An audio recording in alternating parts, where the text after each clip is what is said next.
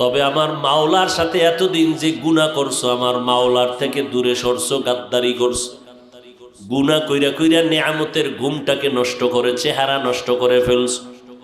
আজকে থেকে তওবা করে নেও, মা বাবার দোয়া নিয়ে চলবা, 5 বেলার নামাজ ছাড়বা না। তোমার মতো যুবক স্কুল কলেজে পড়ে, 5 বেলার নামাজি অভাব নাই, তুমি কেন পারবা না? তোমার মতো বান্দা কৃষি কাজ করে, নামাজ ছাড়ে না, ড্রাইভারি করে, নামাজ বাদ দেয় না, তুমি কেন পারো না রে বাবা? আল্লাহর ধরাটাকে তুমি স্বাভাবিক মনে করছো, আল্লাহর কোরআনটাকে মিথ্যা মনে করেছো। আমার আল্লাহর ধরা বড় কঠিন, আমার আল্লাহর কথা সত্য, সব কোরআনে বয়ান আছে। কি অন্যায় করলে কি শাস্তি হবে আল্লাহ সব বলে দিয়েছেন। আজকে তুমি বাহাদুরের মতো চলো না, যেদিন সাদা কাপড়ে ঢুকবা সব বাহাদুরি বন্ধ হয়ে যাবে।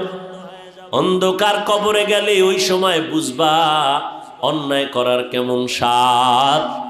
অতএব আল্লাহর কোরআন সত্য মনে করিয়া, নবীর কথা সত্য মনে করে, ওলামায়ে কেরামের কথা সত্য মনে করিয়া আল্লাহর কাছে তওবা করে নাও।